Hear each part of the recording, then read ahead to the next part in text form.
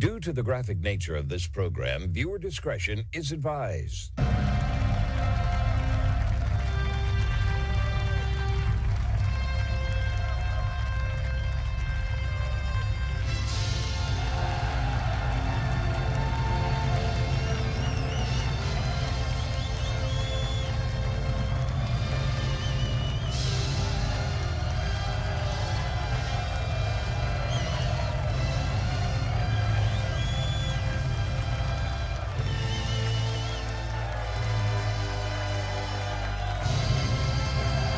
Hello, everyone, and thank you for tuning into today's broadcast. It's the Friday, July 24th, 2026 episode of the Marco Dure Show, the only show where the facts are facts and hard truths thrive.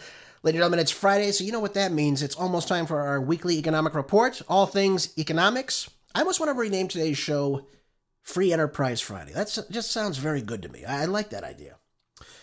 Anyways, before we get into those topics, I've got to go over another article with you first.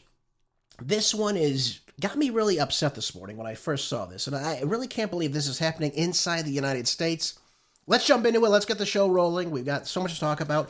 Is freedom of speech dead in America today? Let me ask you that first. Do you think freedom of speech is alive and well, or is it on the brink of collapse, just like our economy is? Here's the problem. This case takes place in Minnesota. This is out of the International Business Times. It says a Minnesota jury has delivered a split verdict in the high-profile trial of Shiloh Hendrix, the Rochester, Minnesota woman whose confrontation with a black child at a city playground sparked nationwide outrage after a video went viral after the incident back in 2025. After more than 8 hours of deliberation, the jurors found Hendrix guilty on one count of misdemeanor count of disorderly conduct relating to her conduct towards a man who was recording her and confronted her about words of which she said to a child who was allegedly going through her pouch at the park, stealing from her, and she used a racial word towards the child, a alleged 8-year-old black child. And this man gets up in her face, starts talking to her, and she continues her tirade, and she starts cursing at him, gives him the middle finger. Now, while people don't condone this type of behavior, obviously, we have to ask ourselves the question to this. This isn't about really what she said, in my estimation. This seems to me more like a racial case. Now, obviously, this is a white woman speaking to a black man. But the problem with this, ladies and gentlemen, again, I'm not defending what she said, but you have to defend someone's right to free speech. It doesn't have to be speech that we like. Could be offensive speech. That's why we have a First Amendment in this country. If we went around and just kept saying, well, you know what, I really didn't like the way you spoke to me. It was kind of, I didn't like that. You shouldn't do that. When we shut off speech, ladies and gentlemen, we run into problems in this country. And this is a case that certainly is the exemplar for that. Now, the guy who accosted her, his name is Sharmaik Omar. I want to make sure I say it right. Sharmaik Omar. And here's the problem I have with this case. Back in 2022, he and another man were charged with third and fifth degree criminal sexual conduct involving a 16-year-old, so a minor. These charges were dismissed in March of 2025. This is right before this incident took place in June. And the reason why it was dropped was because it was in the interest of justice. Whose justice? Certainly not the 16-year-old. Certainly not the 16-year-old's family. There was no conviction. So you're telling me that this man, this adult, can sexually assault a child in Minnesota, and yet the charges will just be dropped because of the interest of justice? Yet somehow this woman, she gives him the middle finger, she calls him a racial slur, walks away, doesn't do anything to him, and now all of a sudden we have to bring this to trial. Something about this just doesn't sit right with me, folks. It seems like we have a two-tiered justice system. It seems like really we're talking about freedom of speech in this case, or selective enforcement of the law. That's what it seems like to me.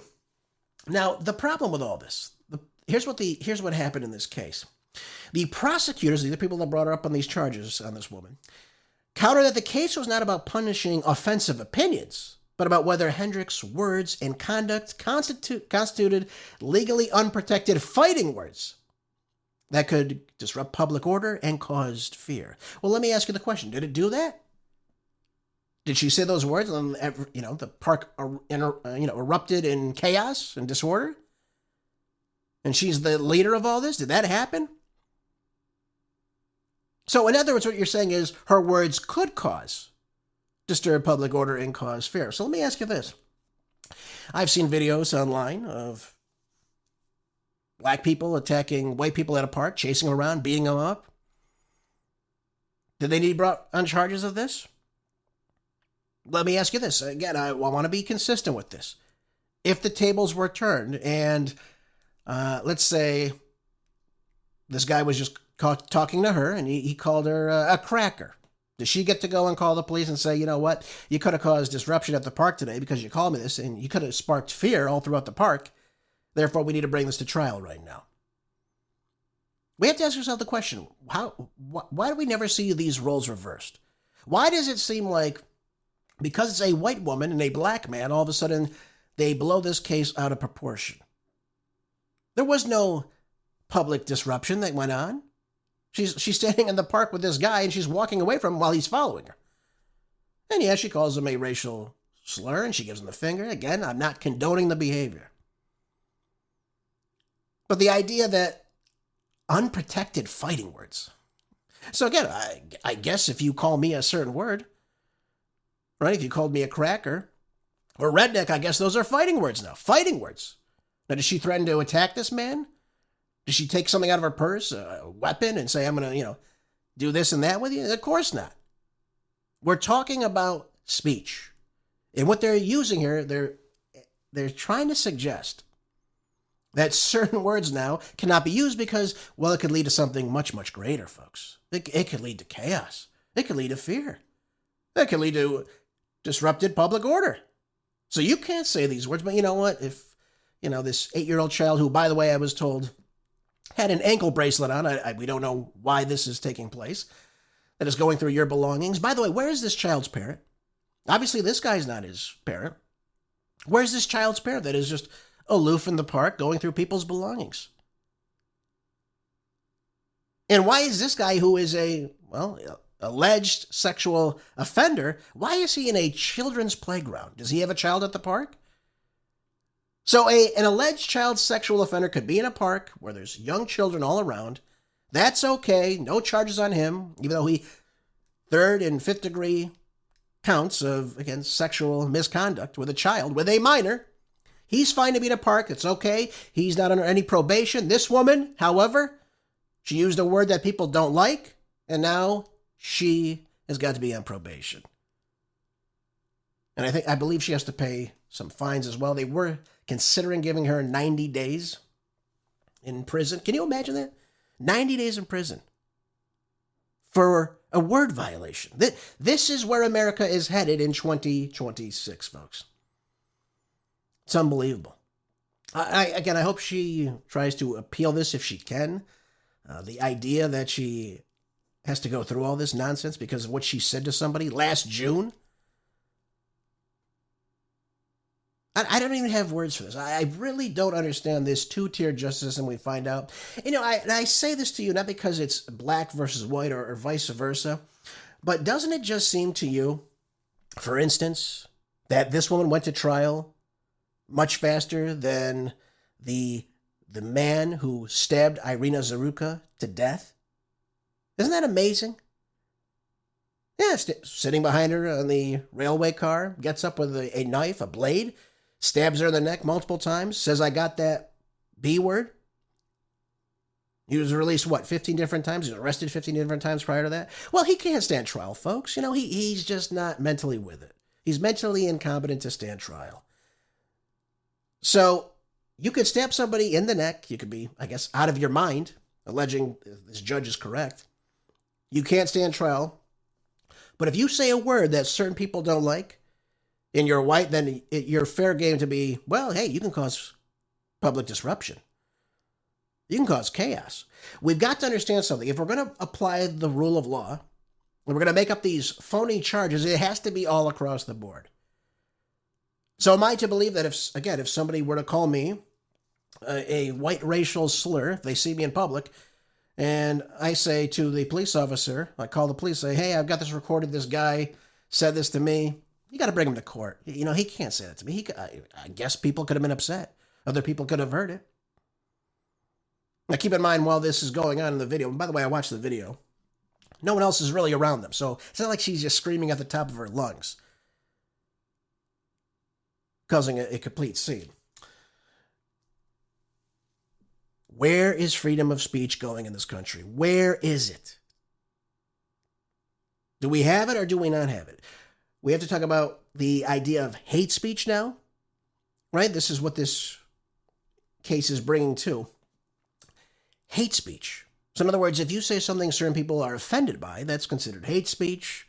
And you need to be brought to jail on those charges should you be convicted now. It seems like we have this pick and choose justice system that says, you know what?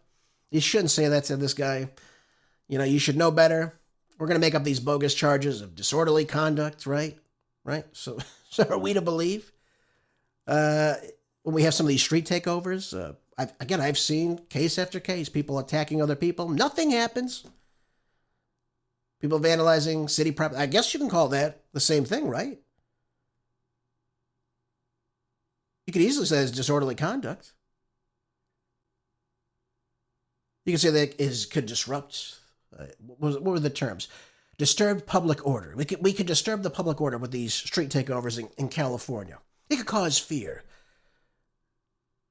Now that, in and of itself, taking over a street should obviously be against the law. But yet, ad nauseum, without any type of disruption, this happens constantly in California. Nobody goes to jail. Nothing seems to happen. But in Minnesota, if somebody is stealing your belongings and you use a word that is obviously offensive to certain people, then you're fair game to be sent to trial. But the word police will come after you. Who gets to decide what words we can use and what we can't use? You see the slippery slope we're on, folks. And again, I don't want to harp on this too long. And I'm not condoning this type of behavior out in public. I'm not. But I'm just saying to you, it's very clear that we have a two-tier justice system. If we can have a killer out in the streets who can't stand trial after he stabs a young woman to death, do we have justice? He couldn't stand justice. And they just make up these charges. Well, this person couldn't stand justice. I watched a video too. Guy with a 2x4 with a nail in it strikes a woman in the head. She loses vision out of her eye when she was struck with the nail. The cops knew exactly who it was. Oh yeah, we arrest him all the time. We put him back on the street. Usually he's not this violent. Why are people allowed back out in the streets when they have these types of altercations with certain people? Only to hurt people later on. And then you're told, well, they can't stand trial because they're not mentally fit. Or in the case of Tim Waltz, oh, well, this person, this is his values back in Laos. Remember I told you that case the other day? He tried to pardon this guy who sexually assaulted this, again, a minor again. Tim Waltz says, we're going to pardon this guy, because in Laos, it's Laos's fault. In Laos, this is okay. So he comes to America. He thinks he can do the same damn thing. Doesn't follow the laws. Accosts this and assaults this young child. Yeah, but it's okay for Tim Waltz to pardon this guy. An illegal alien, mind you. It's not even just an immigrant. This is an illegal alien. Doesn't have the right to be in this country. Tim Waltz goes and pardons this guy. Is he going to pardon this woman? Shiloh Hendrix? Is he going to go and pardon her right now and say, you know what, this is obviously absurd. Yes, she used a word that we condemn, but we're not going to send people to jail for words. That's not what we're doing. We're not going to bring people to trial for words. Is Tim Waltz going to do that? Of course he's not. Because he could get less than a damn.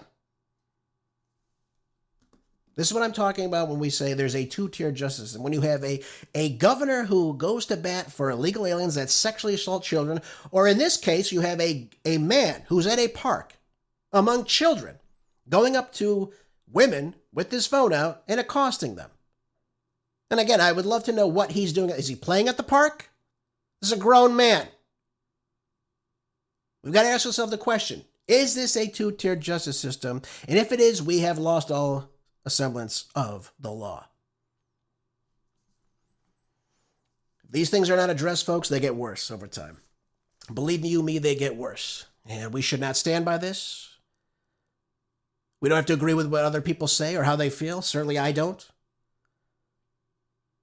I'm not saying it's right to shout at people in public. I despise when people do that. I really do. But are we really going to have now a word police? Again, if you say something online, let's translate this to a more wider scale. If I say something online and I post to someone, maybe I call them a name, and they don't like it, do they get to, I guess, come in and decide, okay, we need to go after this guy? We see this happening in the UK right now. Right now in the UK, if you say something that is offensive, again, if you're a British citizen, a white British citizen, and it offends a segment of the population that is not a white Brit, well, they could give you that old knock on the door and say, well, you need to take this down. We need to take your phone away. Oh, by the way, you like this post. Oh, you need to give us your phone. We just want to talk to you. We need to make sure we're policing your speech. That's what's taking place in America right now. This should not stand. She should appeal this. I don't care what she has to do. Freedom of speech protects all speech. This woman was not violent. She didn't accost this man. This man came up to her. There was no ruckus after she said it. I'm getting sick of this nonsense. I really am. And on that note, ladies and gentlemen, let me go on to our economics articles for today. I'll let you ponder on that thought. Do we have freedom of speech in this country or do we not? It seems to me it's being taken right away from us. God only knows what our founders would think about this, ladies and gentlemen. But I do want to talk about this article out of the Financial Times and another important development today. It says the United States hits 60 different countries with new duties as Donald Trump rebuilds his tariff wall. So what's going on here is that President Trump's previous tariffs, of which he has taken from another piece of legislation, the IEPA didn't work, so now we had to go through another form of legislation. Now what we're going to do, though, we're going to hit 60 new countries with tariffs of at least 10% as it begins to rebuild the duties that were struck down by the Supreme Court earlier this year. So when one thing doesn't work, we go to another thing, and now we've got to go to a new thing now. And I got to play this for you. This comes from, I believe, CNN. This is Jake Tapper speaking with Jamison Greer. You're never going to believe this, folks. The reason why we're putting these new tariffs on these 60 new countries is because we believe that there should not be forced labor. Take a listen. For over 100 years, the United States has had a law on the books prohibiting the import of goods made with forced labor. This is common sense, and we've enforced this law to prohibit it. What seems like common sense, I think, to you and me, others haven't done. In other countries, no one really has these types of laws, and even in that small handful of countries that have them, they don't really enforce it. And so we have gone to the world frankly, over years and across administrations to try to get other countries to act on this.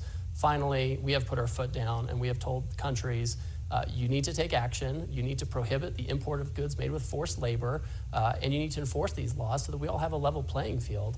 And so we're taking action to do that. And if countries are on the right path, they have a certain level of tariff, about 10%. And if they're not on the right path, it's a slightly higher tariff of 12.5%. It's amazing to me. Forced labor? Who gets to decide who's using forced labor, by the way? And when did this phenomenon come to? All of a sudden, these 60 countries are all using forced labor? Is that what we're supposed to believe?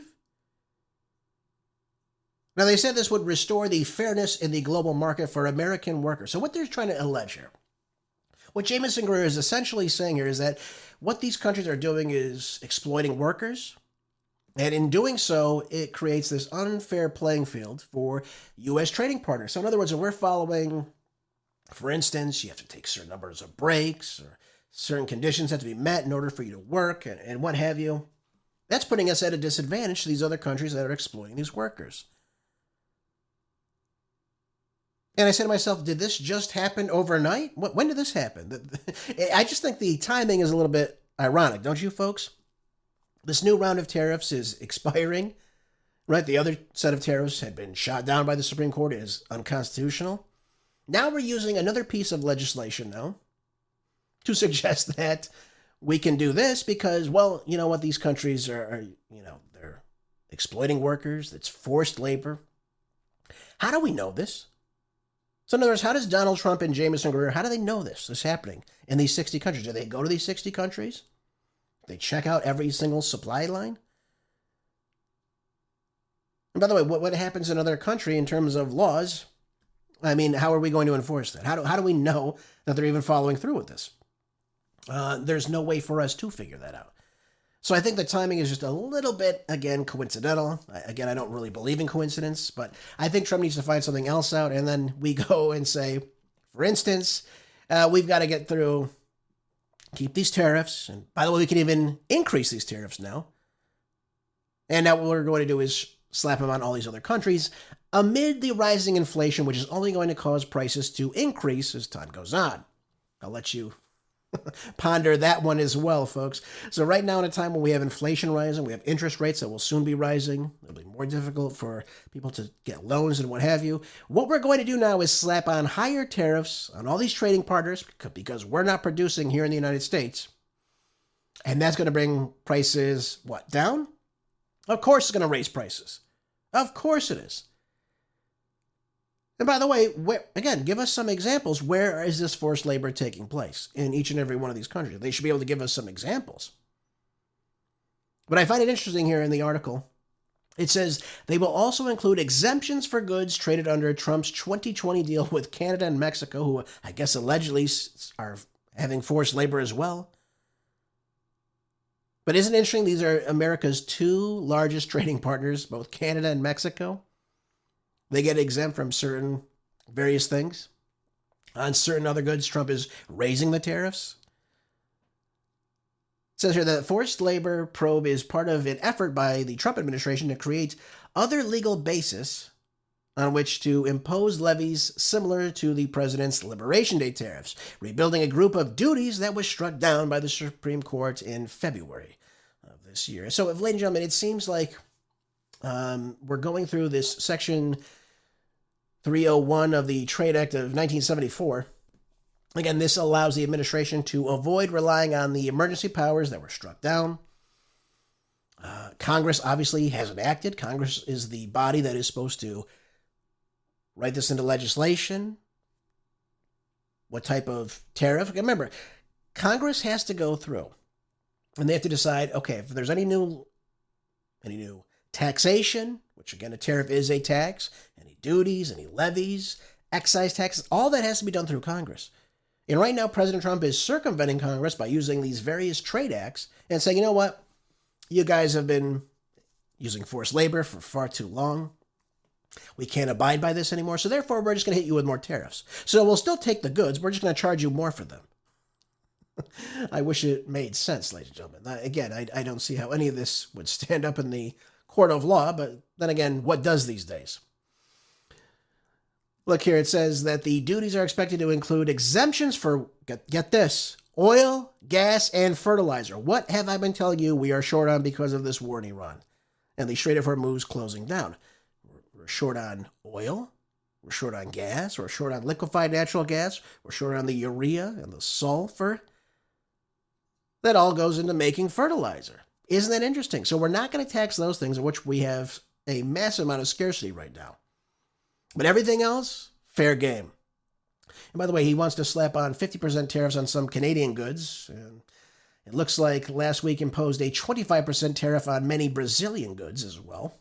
By the way, Brazil is trying to work with us in order to get this rare earth mineral refining right here in America going. We want to use their rare earths to bring it to the United States to refine, so we'll actually have access to it, which is actually a great idea. And now we're going to slap on a 25% tariff on many Brazilian goods. It's amazing, folks. It really is. But again, Japan, South Korea, India, Canada, along with the EU, UK, everyone's involved in this. Everyone's involved in this. Yep, folks, the timing doesn't lie. This is exactly what it seems to be. So they're using this pretext of forced labor as a reason for slapping on these brand new tariffs that will obviously be used once the latest round expire today. Fantastic, isn't it? Oh, by the way, let me talk about this as well. We've got to talk about AI, right? We talk on the program many times how AI is the future, how China's going to be leading it. This article out of Wolf Street, though, gives me a little bit of praise that maybe things won't be as bad as we expect them to be. Now, what it says here is some of these AI company founders and insiders and AI promoters were for quite a while spreading a lot of this doom and gloom about what AI is and what it will be in this country. Will it be total job destruction, Armageddon for the economy? And will we lose all office jobs and what have you? But recently they've backed off on this notion that it's going to simply wipe out a majority of the market itself. And the employment data is showing that the actual layoffs in the U.S. have actually been very small. And, I got to be honest with you. I hope this is true, because if it isn't true, then we're in for a lot of trouble. We'll have lots of people laid off, and obviously no one would want that.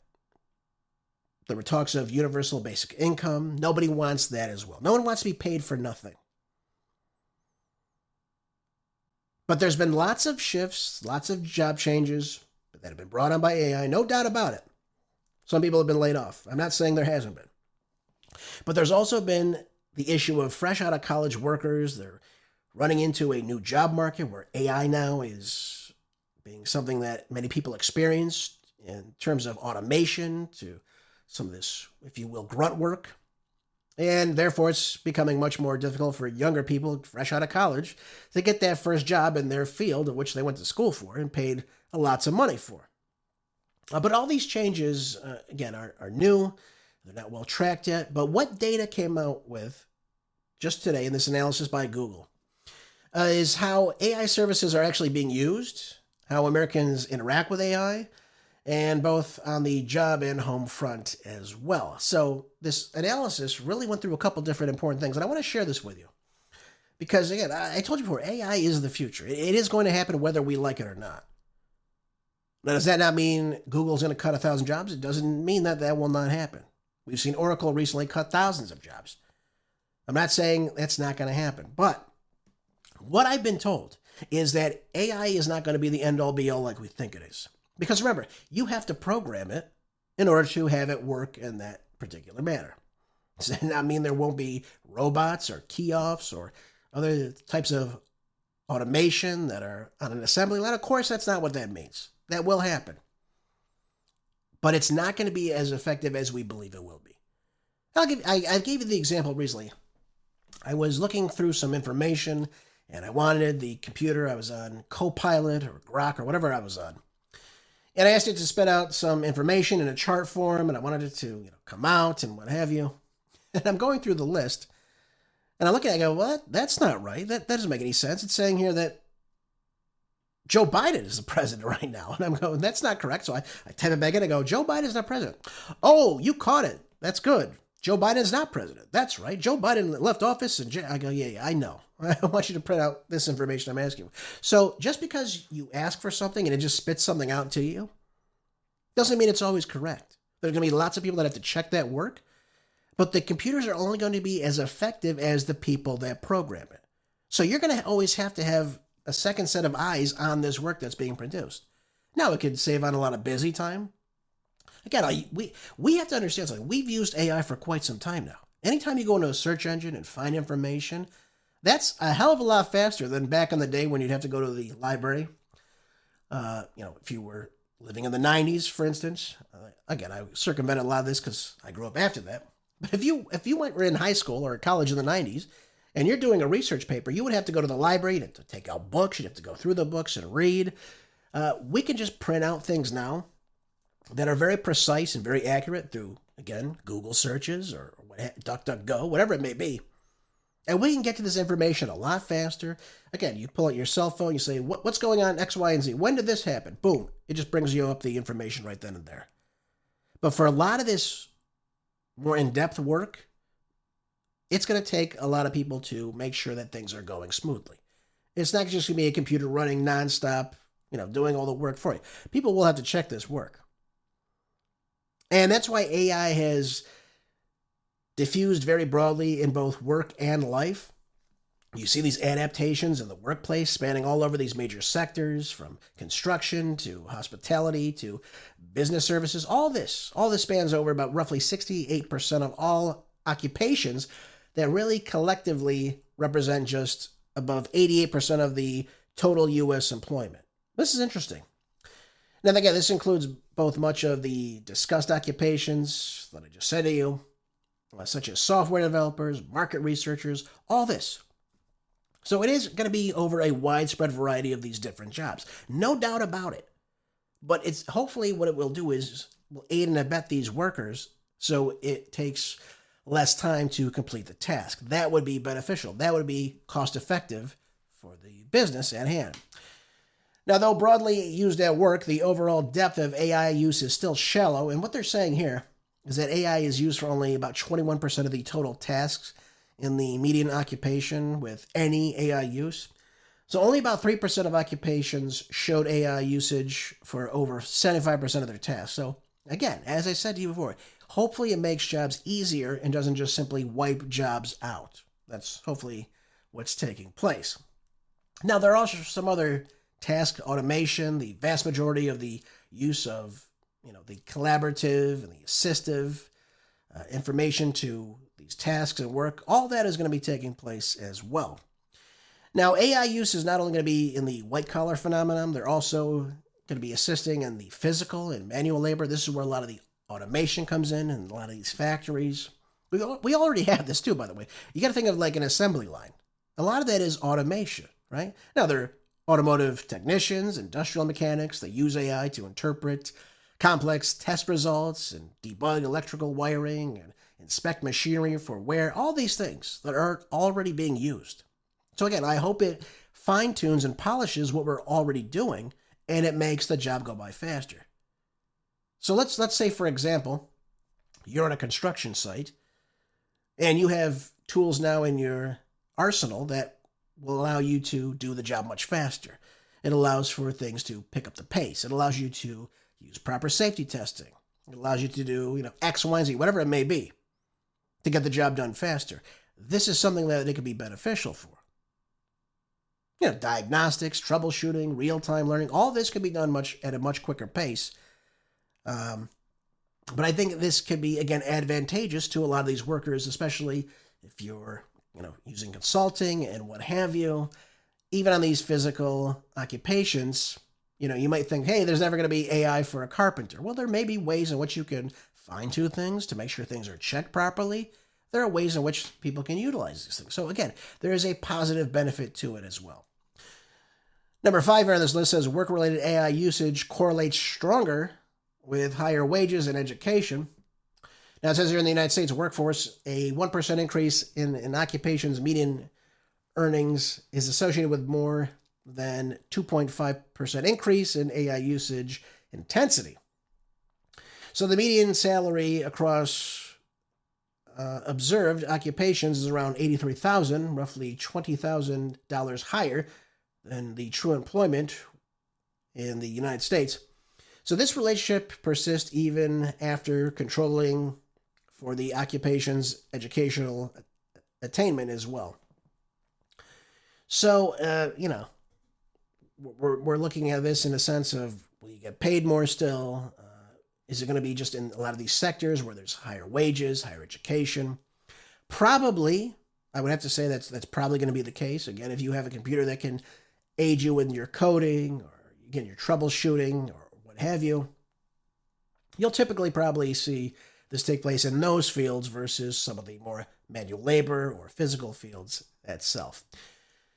Now, while wages and expertise are typically correlated within the economy, Atlas points to a complex relationship between AI usage and expertise. So this part's very important.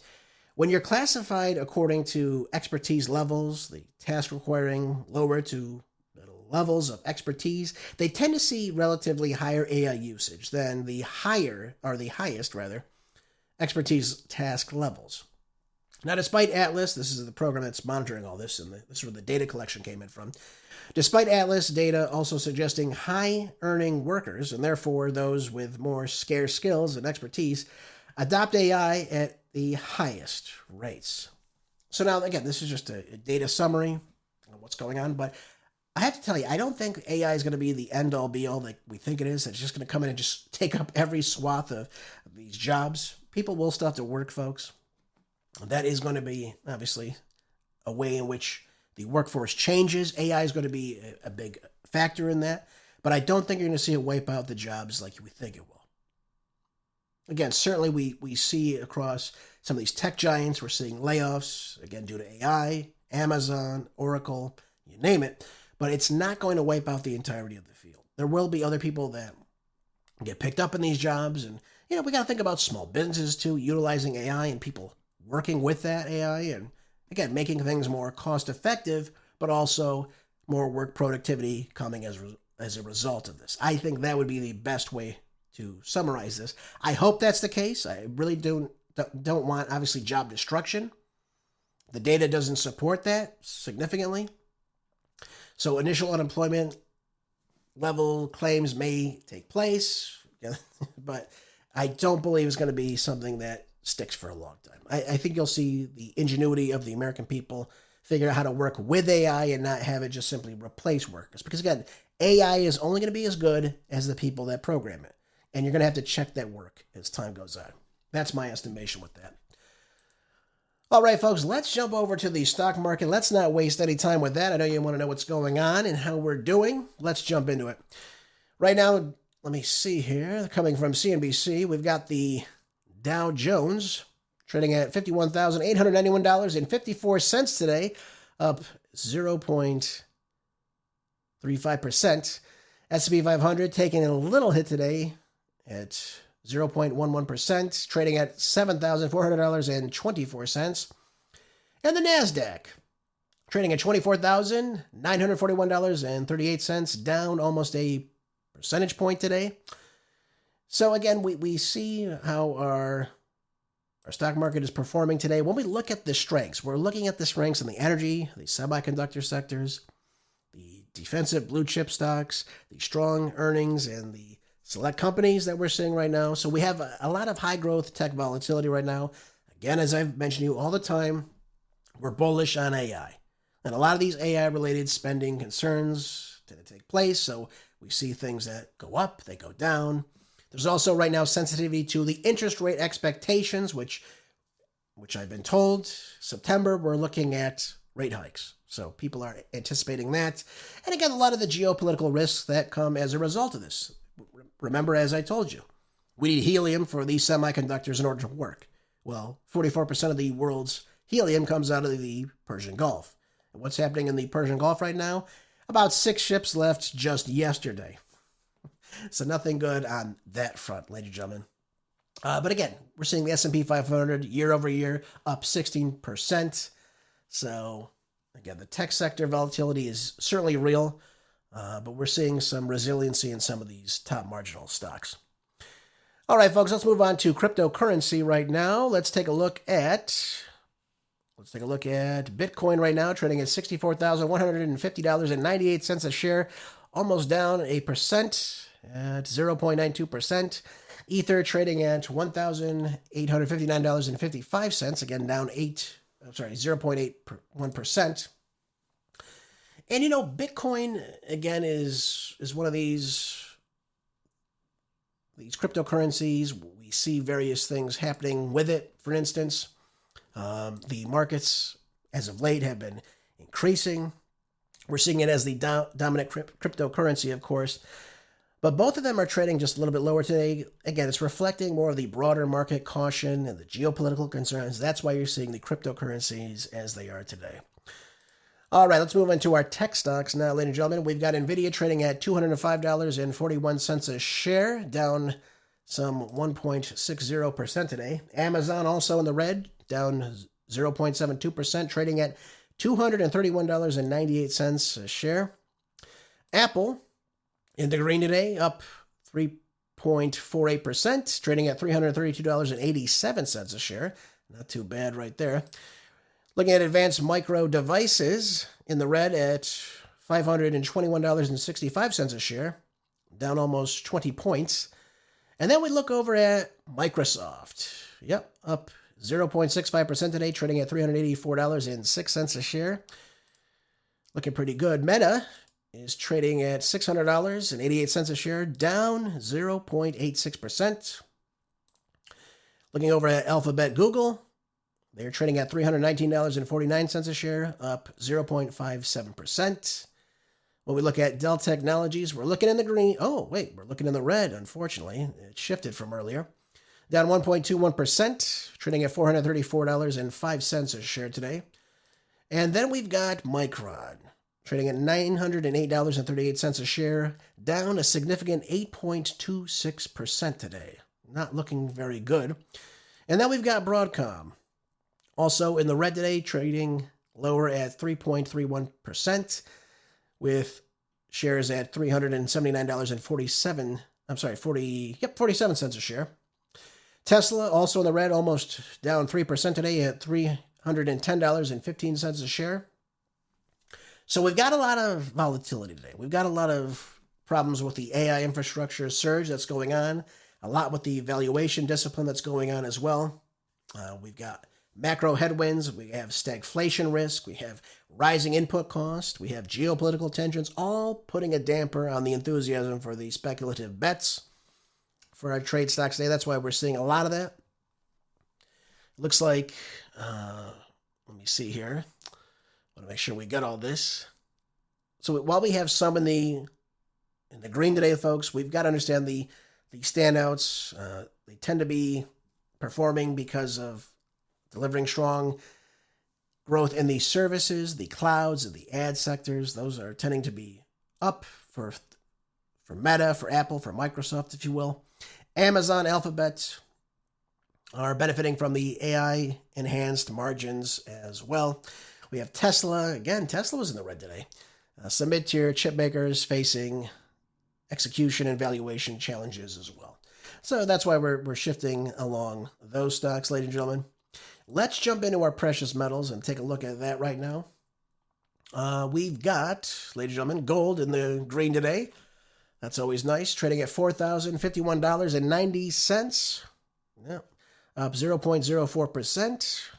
Not much has changed from last week. And then we got silver trading at $58.36 a share, up 0.54%. We have platinum trading at $1,594.50 a share, down 0.89%, and palladium trading at $1,244.50 a share, down 1.41% today. So why is gold up today? Well, we have the safe havens, ladies and gentlemen, the ongoing U.S. Iran tensions that have been all but rising, of course. Lots of naval actions going on, keeping the geopolitical risks elevated right now.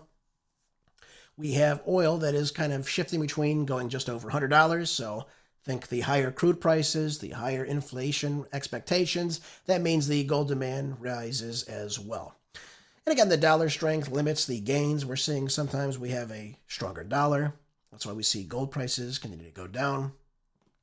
So really, the market context tells us that gold is still well below its January record of $5,500, but holding above the $4,000 mark shows that resiliency. And again, most people I'm listening to, folks, the people that know what's going on, they all tell me that gold is going to get higher. It's going to hit that 6,000 mark sometime this year.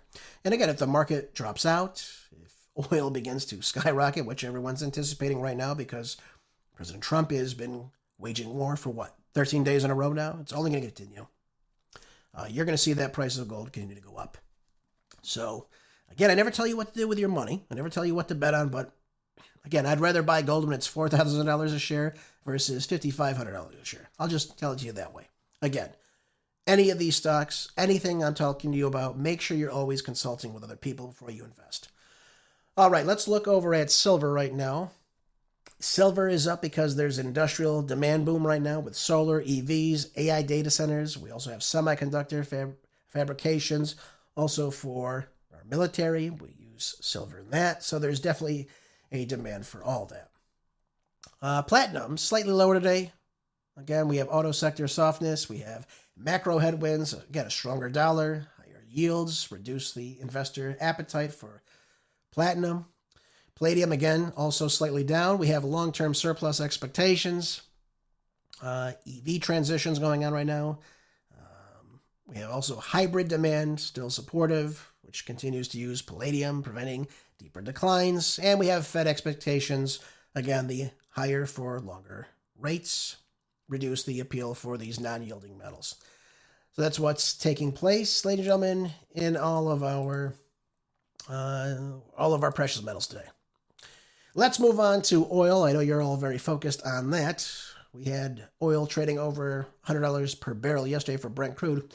Today, Brent crude is sitting right now at $96.91 a share, down 3.75%. West Texas Intermediate is trading at $89.57 per barrel, down 2.82%. I'm looking over here at Bahrain crude out of the Persian Gulf, trading now at $72.47 a share today, down 1.11%. When we look at Dubai crude, it's trading at $85.08 a share, up 13.36% today. Let's see. Western Canadian Select trading at $58.88 a share, up 10.82% today.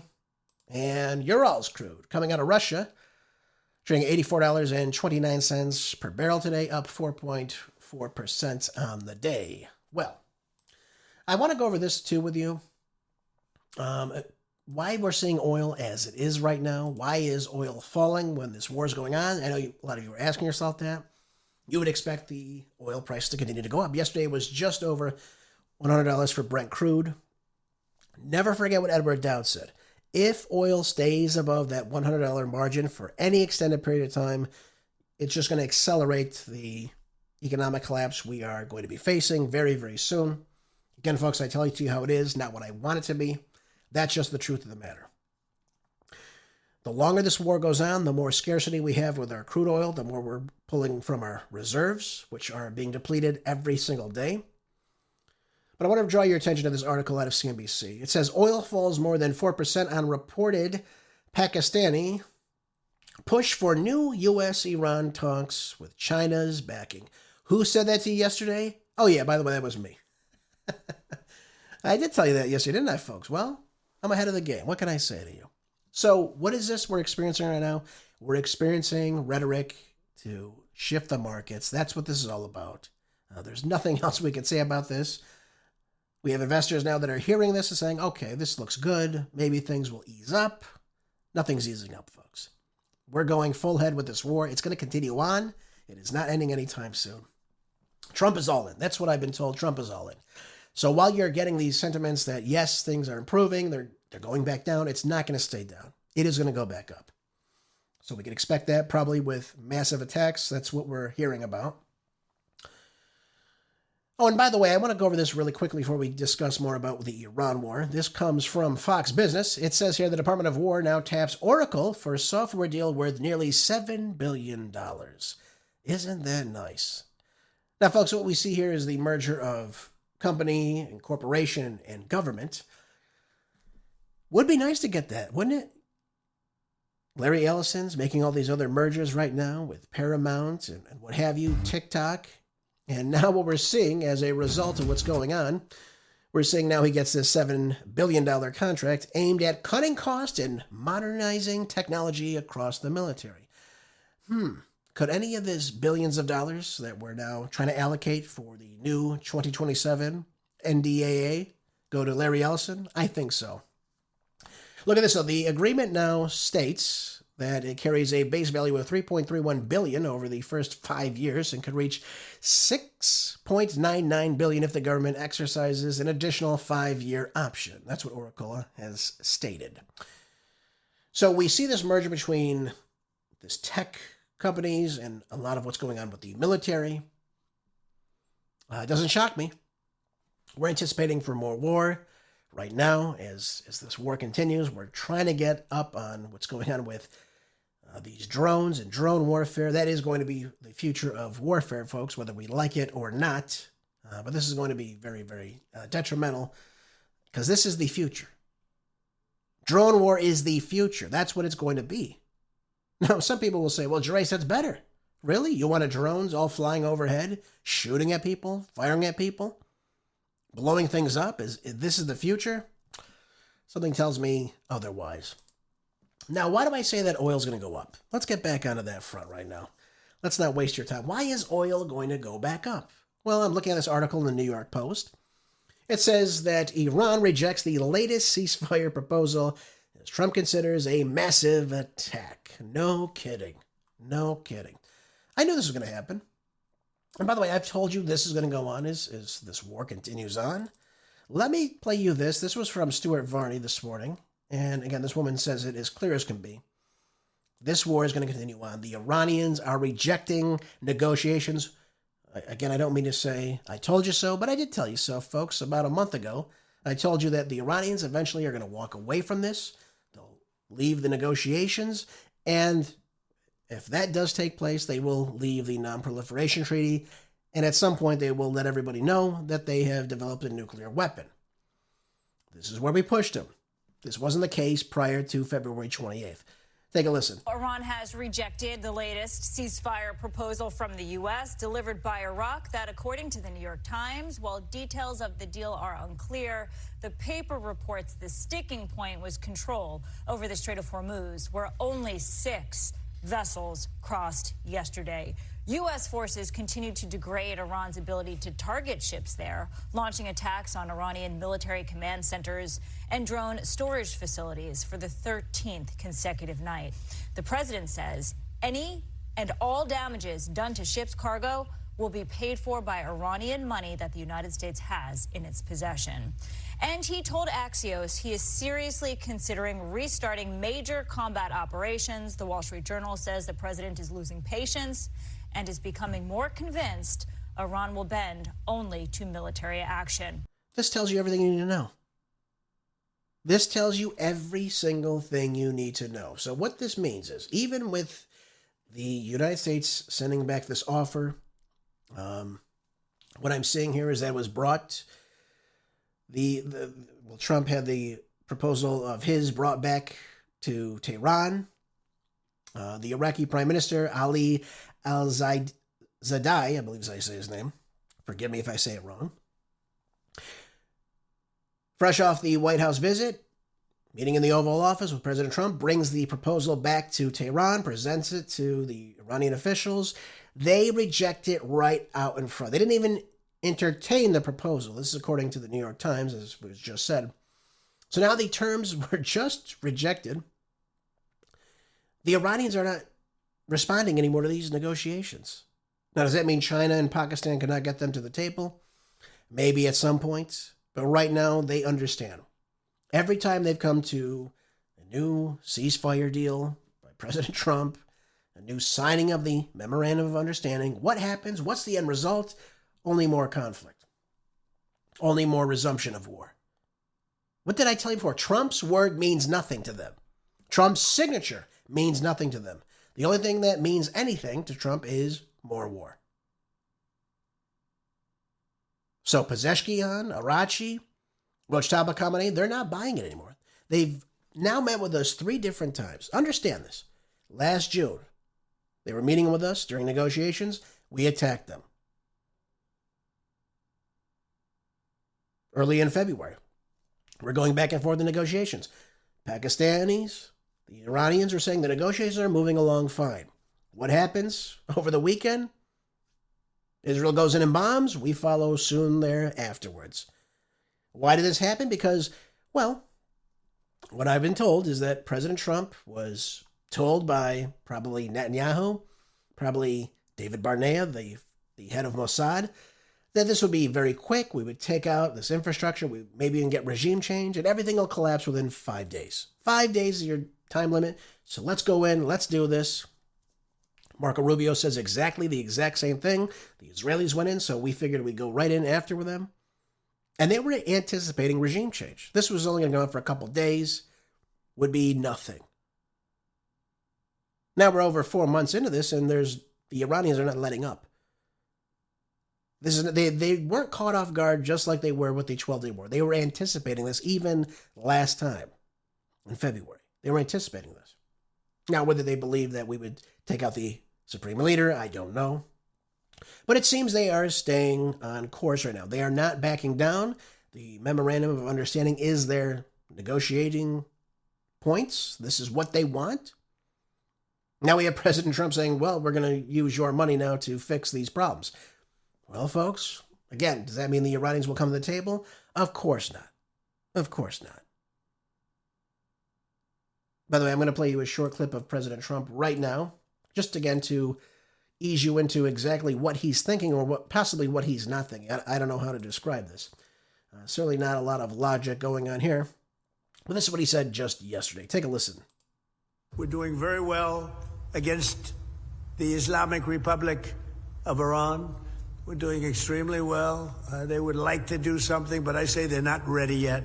They need more of the same.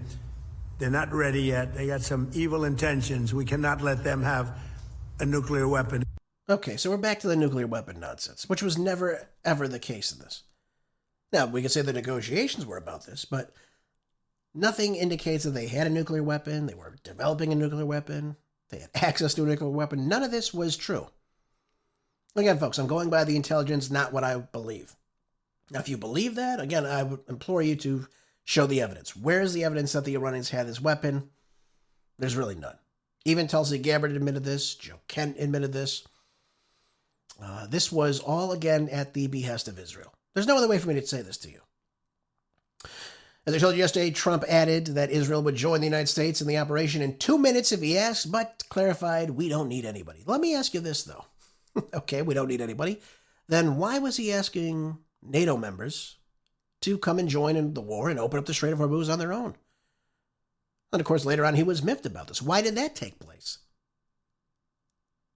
Nobody seems to be able to answer that one. So Israel's fine with declining, and we don't need to ask them to do anything, to lift a finger for us, even though we're at war for them, for their hegemony in the region, and ours too, by the way. So we don't need to ask the we don't need to ask the Israelis to enter the conflict, but if they don't, it's okay. It's totally fine. We got it. But if NATO does, then all hell breaks loose. So that's amazing. Oh, by the way, too, this is out of Just the News. Kuwait and Bahrain reportedly sent their own jets to directly attack the Iranian targets earlier this month. This is according to the Wall Street Journal. The two nations have borne much of the Iranian assault amid the renewal in the fighting. Well, of course they have. Why wouldn't they?